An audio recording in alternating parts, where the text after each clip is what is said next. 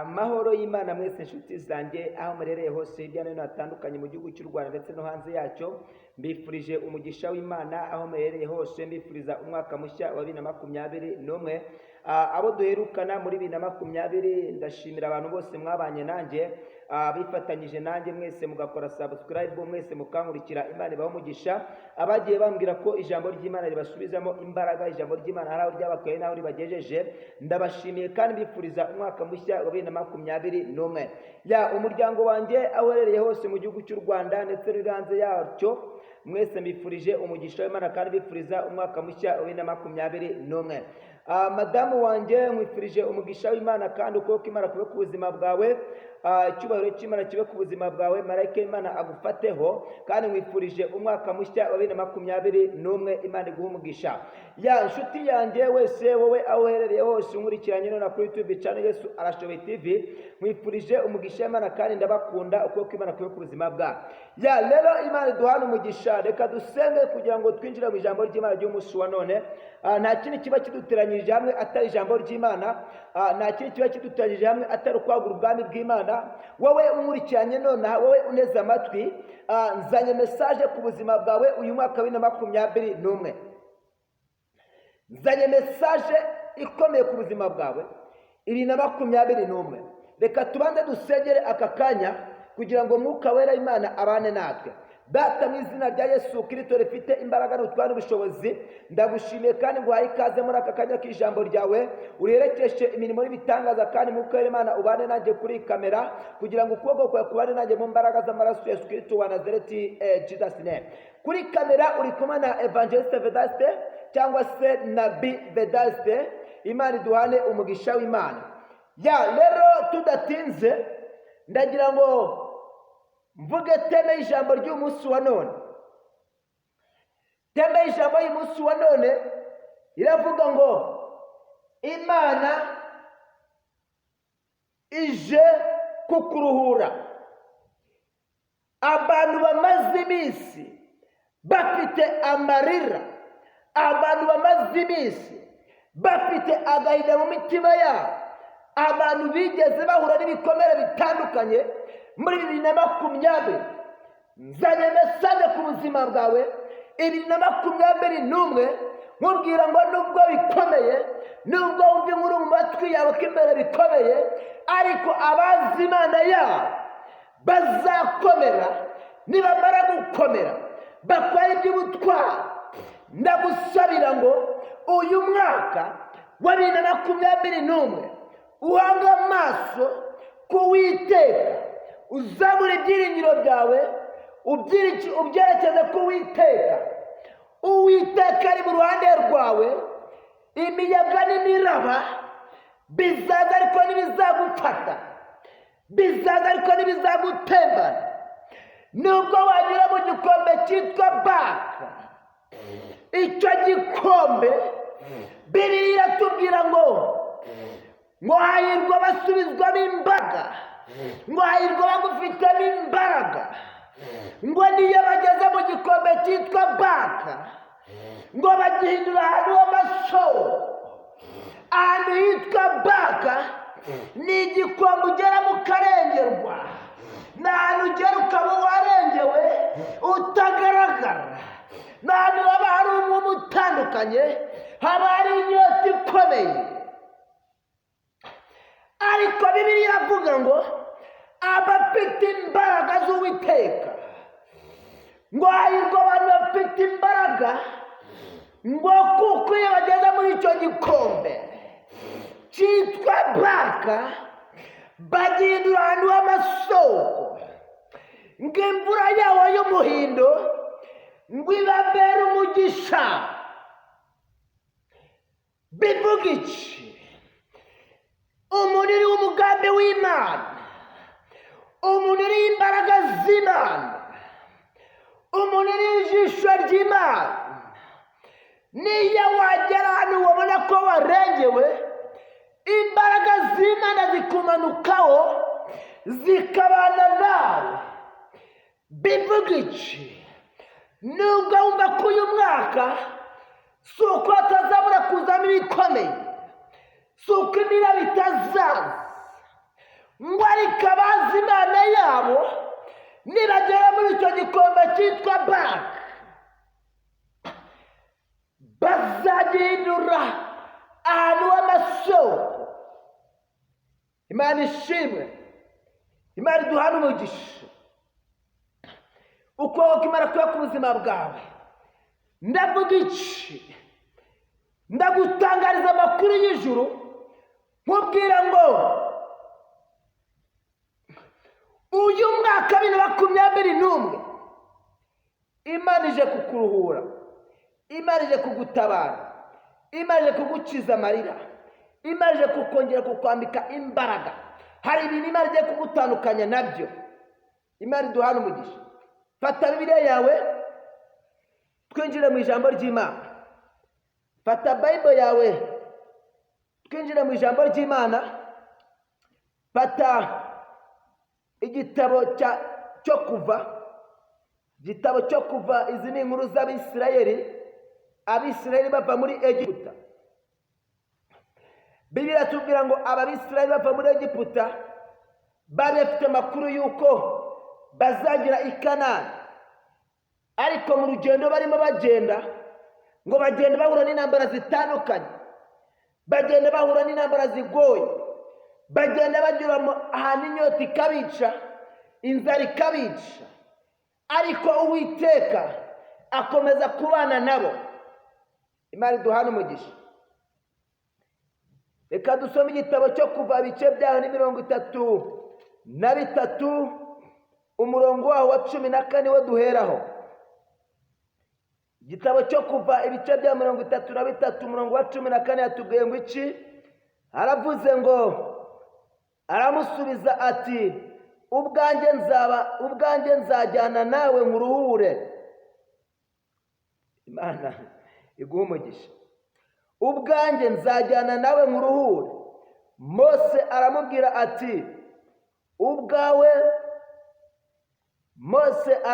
ati ubwawe nutajyana natwe ntudukure ino.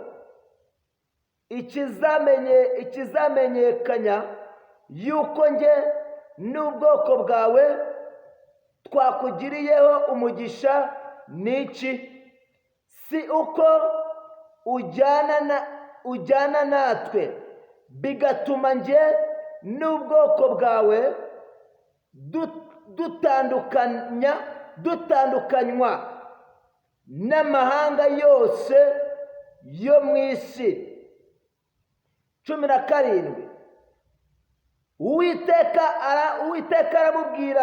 Uwiteka abwira Mose ati nicyo uvuze icyo ndagikora, kuko wangiriyeho umugisha nkakumenya izina.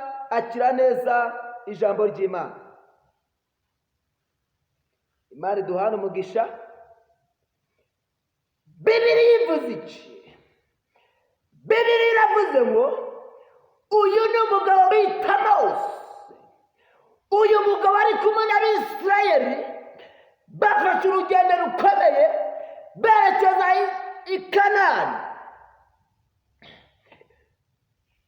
Uwiteka abwira Mose, aramubwira ngo Mose, ubwanjye nzabana nawe, mbashe kukuruhura, mbashe kukujyana imbere, mbashe kukumara umubabaro. Mose ari kumwe n'Abisirayeli. Uyu ni umutwaro Uwiteka yari yahaye Mose, ko agomba kujyana n'Abisirayeli akabakura muri Egiputa akabageza i Kanani. Mose ngo yagendaga avunika cyane, akagenda amubwira amagambo akomeye, ariko Mose mu Uwiteka aramubwira ngo ubwanjye nzajyana nawe nkuruhure. Mana ishimwe. Bibiliya iravuze ngo Uwiteka abwira Mose, aramubwira ngo Mose, mu rugendo rwawe ntabwo uri wenyine, nzajyana nawe mbashe kukuruhura, nzagendana nawe. Mose abwira Uwiteka, aramubwira ngo Uwiteka we, ngo ubwawe nutajyana natwe ntudukure hano. Mose agira confidence, abwira Uwiteka, aramubwira ngo Uwiteka, ubwawe nutajyana natwe ntudukure aha. Niba utari bujyane natwe ntutuvana aha ngaha, ngo ikiri bumenyekane yuko uri kumwe natwe ni iki?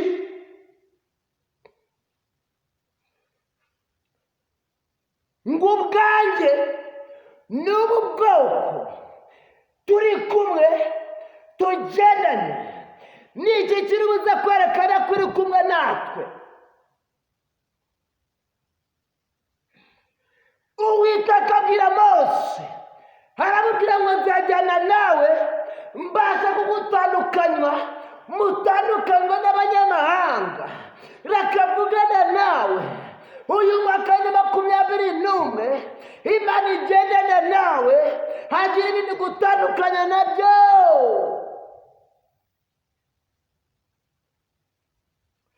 Hagira ibintu Imana igutandukanya nabyo, hagira ibintu Imana iguhungisha, hagira ibintu Imana ikuvana imbere. Bibiliya iravuga ngo Uwiteka abwira Mose, aramubwira ngo n'icyo uvuze ndagikora, ndagendana nawe mbashe kugutandukanya n'abanyamahanga. Mose abwira Uwiteka, aramubwira ngo ikiri buze kumenyekana ko uri kumwe natwe ni ikihe? Ngo ese nuko uri buze njye n'ubu bwoko bwawe turi buze gutandukanywa n'abanyamahanga? Uwiteka abwira Mose, aramubwira ngo n'icyo uvuze ndagikora, ngo kuko wangiriyeho umugisha nkakumenya izina, reka mvugane nawe uyu mwaka. Uwiteka kumenya izina, reka mvugane nawe mu bihe uri kunyuramo. Uwiteka kumenya izina, reka mvugane nawe kuko wagira umugisha ku Uwiteka ukaba ugeze muri uyu mwaka 2021. Imana ijyane nawe, Imana ijyanane nawe, Imana ikuruhure.